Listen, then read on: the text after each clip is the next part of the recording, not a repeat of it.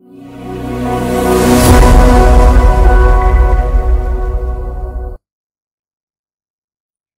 वालेकुम students, I am Zainab Fatima, your science teacher. हम कर रहे थे यूनिट नंबर 10 की टेक्स्ट बुक एक्सरसाइज और उसके हम 3 क्वेश्चंस पिछले लेक्चर में सॉल्व कर चुके हैं। आज हम करेंगे उसके बाकी के 3 क्वेश्चंस को सॉल्व। तो आइए शुरू करते हैं। Question number 4, the diagram shows a candle in front of the mirror. आपके सामने एक डायग्राम बनी हुई है जिसमें ये है एक प्लेन मिरर, ये है द ऑब्जेक्ट जो है कैंडल और यहाँ पर उसका इमेज आ रहा है। यहाँ पर क्वेश्चंस मौजूद नहीं, मगर सबसे पहले आपने डायग्राम को समझना है कि एक ऑब्जेक्ट है जिससे लाइट रिफ्लेक्ट होके ह्यूमन आई में जा रही है और यहाँ पर इमेज फॉर्म हो रहा है। अब नेक्स्ट बोर्ड पर जाके मैं क्वेश्चंस पढ़ूंगी और हम इस डायग्राम की हेल्प से उसको सॉल्व करेंगे। Question number 1. Draw 2 lines to represent rays of light reflecting. सबसे पहले उन्होंने कहा है कि हमने 2 ऐसी लाइट रेज बनानी है जो हमें रिफ्लेक्शन शो करेंगी लाइट का, और उन्होंने आपकी टेक्स्ट बुक में ये भी एक्सप्लेन किया है कि ये लाइट रिफ्लेक्ट करके कैंडल के टॉप से आंखों के टॉप तक और बॉटम तक 2 रेज जानी चाहिए। तो मैंने ये ऑलरेडी बना दी है, तो आइए मैं आपको दिखाती हूँ। From the top of this candle and from the bottom of this candle, हमारी ये 2 लाइट रेज मिरर से रिफ्लेक्ट करेंगी और रिफ्लेक्ट करके ये जाएंगी ह्यूमन आई में। तो आपके सामने नंबर 1 क्वेश्चन हो गया है सॉल्व। आपने इसी तरह अपनी टेक्स्ट बुक पर भी पेंसिल के साथ ये ड्रॉ करते जाना है ताकि आपको अच्छे से समझ आए। अब देखते हैं सेकंड क्वेश्चन क्या है। Draw the image of the candle. हमारी ऑब्जेक्ट है कैंडल, वो कह रहे हैं कि मिरर में इसका इमेज बनाया जाए, तो वो भी मैंने बना दिया है। This is the image of your candle. अब ये इमेज मेरे पास वर्चुअल इमेज क्यों है ये हम आगे जाके एक्सप्लेन करेंगे। इसको हम एक्चुअल इमेज क्यों नहीं कह रहे ये भी मैं आपको बताऊंगी कि क्यों नहीं कह रहे। अभी आपने सिर्फ ये देखना है कि मैंने ऑब्जेक्ट का इमेज बना दिया है मिरर के अंदर। अब मेरे पास इसको लेफ्ट राइट करने की ऑप्शन नहीं थी, आपको इमेज से समझ नहीं आएगी, मगर जब मैं आपको साथ साथ बताऊंगी तो आप समझ जाएंगे। तो अभी जाके अपने मिरर में सबसे पहले ये इमेज ड्रॉ करें। Well done students. अब देखते हैं कि थर्ड क्वेश्चन क्या है। The image is laterally inverted, what does this mean. हमारा इमेज होगा लेटरली इनवर्टेड। अब लेटरल इन्वर्जन क्या होती है हमने पहले भी पढ़ा, मगर मैं एक दफा डेफिनेशन रीड करके आपको दोबारा समझाती हूँ। Lateral inversion means an apparent reversal. Highlight the word reversal in your mind. The apparent reversal of the mirror image left and right when compared with the object। अब लेटरल इन्वर्जन ऐसे phenomena को कहते हैं कि जिसमें हमारी image अगर left पे है तो राइट पे नजर आएगी और अगर राइट पे है तो लेफ्ट पे नजर आएगी। मतलब बिल्कुल इनवर्स कर देगी हमारी ऑब्जेक्ट की एक्चुअल पोजीशन को। यही लिखा हुआ है इस डेफिनेशन में। अब मैं आपको दिखाती हूँ आपकी डायग्राम में। यहाँ पर इट इज नॉट क्लियर कि कौन सी पोजीशन पे पड़ा हुआ है हमारा ऑब्जेक्ट, मगर we can say that this is on the right of your side और हमारी इमेज फॉर्म हो रही है ऑन द लेफ्ट साइड। आपने याद रखना है कि ये इमेज हमेशा इनवर्स होगा from the position of actual object. अगर हम ऑब्जेक्ट को लेफ्ट पे रखेंगे तो मिरर में इमेज हमारे पास राइट पे आएगा, और इसी तरह अगर ऑब्जेक्ट राइट पे पड़ा होगा तो हमारे पास मिरर में इमेज आएगा लेफ्ट पे। एक और भी बात आपने नोटिस करनी है कि आप मिरर के सामने ऑब्जेक्ट रखेंगे और आपको ये लगेगा कि ऑब्जेक्ट पड़ा हुआ है बिल्कुल मिरर के पीछे ऑन द सेम डिस्टेंस। अब देखते हैं कि लेटरल इन्वर्जन आपको समझ आई कि नहीं। The image is literally inverted, what does that mean. बिल्कुल, it means that it is not the actual image. The object is on the left and our image is on the right. This is called the process of lateral inversion. आप ये साथ साथ अपनी text book पे भी note करते जाएं। Video को अभी पॉज करें and write down the answer in your textbook. Well done students. अब देखते हैं हमारा नेक्स्ट क्वेश्चन क्या है। Explain why image of a mirror is called a virtual image. अब मिरर में बनने वाले इमेज को वर्चुअल इमेज क्यों कहते हैं? हमारी डायग्राम में बिल्कुल इधर मैंने मेंशन किया है वर्चुअल इमेज। अब why haven't I written actual image?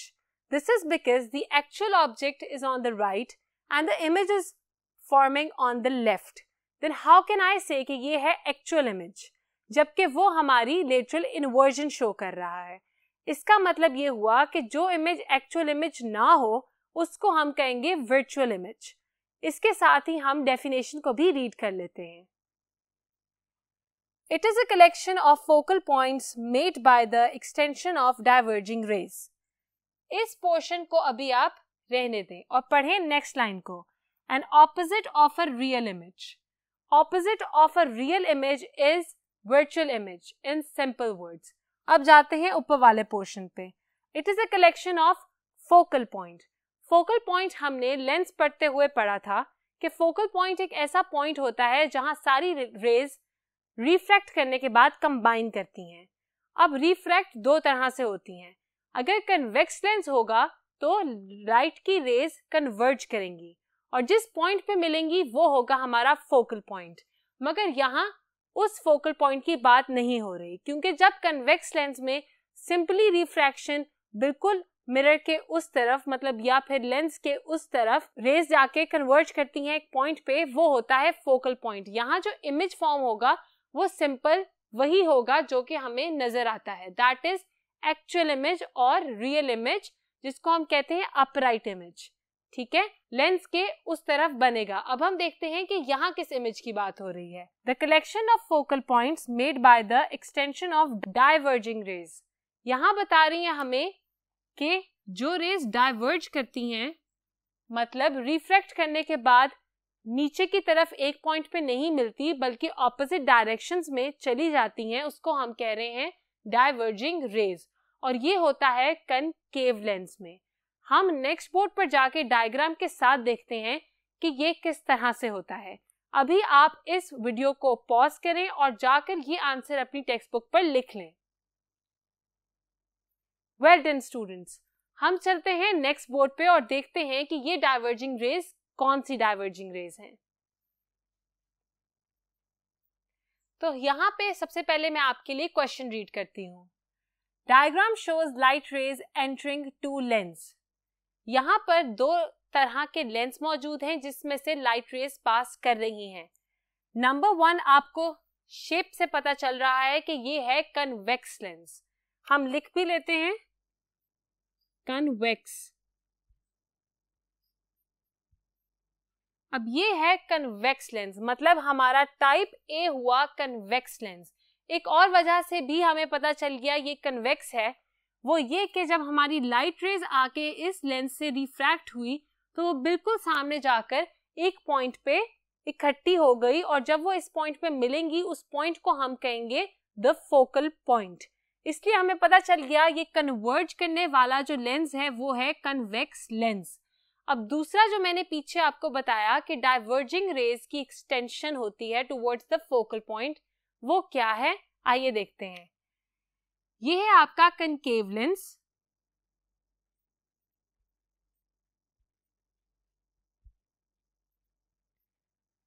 और इस क्वेश्चन में इन डाइवर्जिंग लाइंस की एक्सटेंशंस की जरूरत नहीं थी। मैंने आपको पिछले क्वेश्चन को समझाने के लिए ये बनाई है, इसलिए गौर से सुनिएगा। यहाँ पर लाइट रेज आके रिफ्रैक्ट करती हैं और ये सब ऑपोजिट डायरेक्शंस में जा रही हैं, मतलब ये किसी भी पॉइंट पर जाके नहीं मिलेंगी। तो हमारा फोकल पॉइंट कैसे निकलेगा? हम देखेंगे कि ये किस पॉइंट से रिफ्रैक्ट कर रही हैं। उस पॉइंट से हम वापस पीछे की तरफ एक्सटेंशन ड्रॉ करेंगे जो यहाँ ब्लू डॉटेड लाइन से आपको नजर आ रही है। ये एक्सटेंशन हमने ड्रॉ की हर रे की from the point of refraction और ये जाकर एक पॉइंट पर मिल रही है, that is the focal point. अब ये बन रहा है लेंस के पीछे, नॉट लेंस के आगे। ये था लेंस के आगे तो ये होगा हमारा एक्चुअल इमेज, या हम कह सकते हैं रियल इमेज। ये क्योंकि पीछे बन रहा है, ये होगा हमारा इन्वर्टेड, मतलब जिसको हम लेटरल इन्वर्जन कह रहे थे, एक्चुअली ये बेसिकली बात है क्योंकि हमारे लेंस के उस तरफ नहीं बनता इमेज, हमारी लेंस की पीछे की तरफ बनता है, इसलिए ये होता है इन्वर्टेड,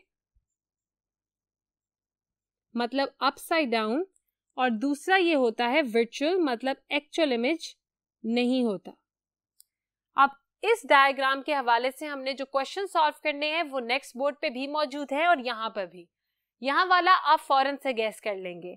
ये पूछ रहे हैं what type of lens is type A. हमने पढ़ा टाइप ए एक लेंस है, उसका स्ट्रक्चर हमें बता रहा है कि ये कन्वेक्स लेंस है, साथ ही साथ the converging of light rays indicate कि ये एक कन्वेक्स लेंस है। तो मेरे साथ अपनी टेक्स्ट बुक पर जाके लिखें type A is convex lens.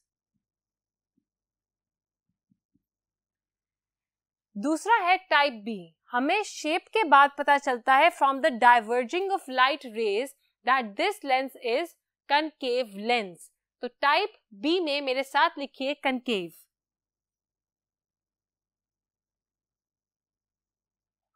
अब देखते हैं कि इस डायग्राम के बारे में और कौन से क्वेश्चंस हैं जो हमने सॉल्व करने हैं। तो हम देखते हैं पहला क्वेश्चन क्या है।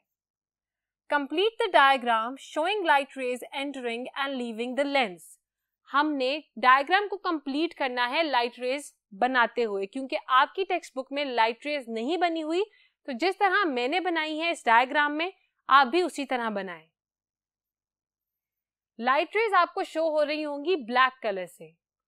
बिल्कुल इसी तरह अपनी टेक्स्ट बुक पर स्केल के साथ लाइंस ड्रॉ करें, because light travels in a straight line. सबसे पहले आप कन्वेक्स लेंस मतलब टाइप ए के पास जाएंगे और वहां पर स्ट्रेट लाइंस ड्रॉ करेंगे जो लेंस के बिल्कुल मिडल से रिफ्रैक्ट करेंगी और रिफ्रैक्ट करके बेंड होंगी इस तरह से कि वो आगे जाकर एक पॉइंट पे मीट करें। तो आपने टाइप ए में इस तरह की लाइट रेज बनानी है। टाइप बी में हम क्या करेंगे? टाइप बी में आपने ये ब्लू डॉटेड लाइंस नहीं बनानी, आपने सिर्फ ब्लैक वाली लाइंस बनानी है। सिंपली जितनी लाइट रेज आपने टाइप ए में शो की उतनी ही लाइट रेज आप टाइप बी में शो करेंगे, मगर यहाँ पॉइंट ऑफ रिफ्रैक्शन के बाद उनको इस तरह कन्वर्ज करने के बजाय डाइवर्ज कर देंगे, बिल्कुल इस तरह से। तो जल्दी से ये काम करके वापस आएं। Well done students. अब आपने पहला क्वेश्चन सॉल्व कर लिया और लाइट रेज ड्रॉ कर ली that are entering and leaving the lens. अब देखते हैं नेक्स्ट क्वेश्चन क्या है। Use diagram a to show what focal point is. हमने अभी डिस्कस किया फोकल पॉइंट क्या है, मगर आप लोगों ने अपनी टेक्स्ट बुक पर भी ये बनाना है। तो आप मेरे साथ मुझे फॉलो करते रहें ताकि मैं आपकी हेल्प कर सकूं। टाइप ए से हमने शो कराना है फोकल पॉइंट क्या है। आपने जो लाइट रेज ड्रॉ की उनको आप जिस पॉइंट पर मीट कर रहे हैं उस पॉइंट को हाईलाइट करें और लिखें capital F that indicates that this is a focal point. हमारा क्वेश्चन नंबर 2 भी इसके साथ सॉल्व हो गया। अब देखते हैं नेक्स्ट क्वेश्चन क्या है। Name one optical instrument that uses A। Type A था हमारा कन्वेक्स लेंस। अब हमने कोई ऑप्टिकल इंस्ट्रूमेंट बताना है।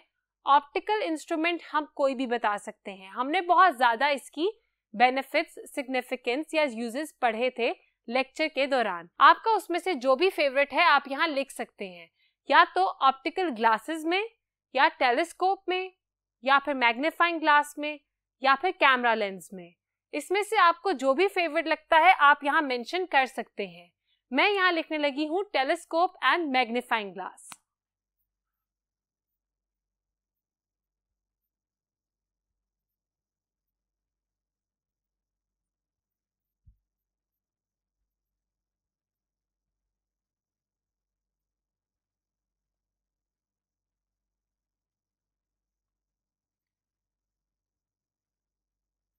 अब रह गया है question number 6 that is the last question from your exercise. देखते हैं वो क्या है। Colour spread through spectrum. We will be discussing the colour spread through spectrum.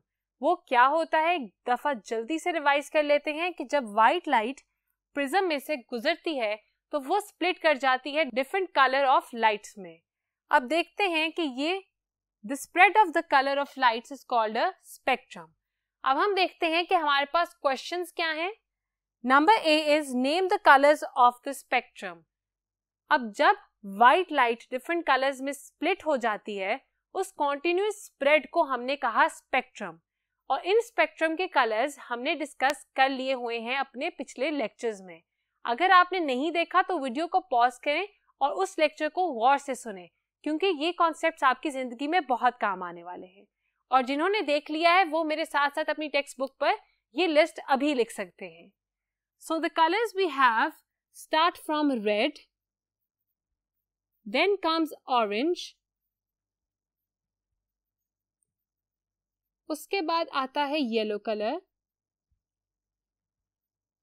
Then we have green,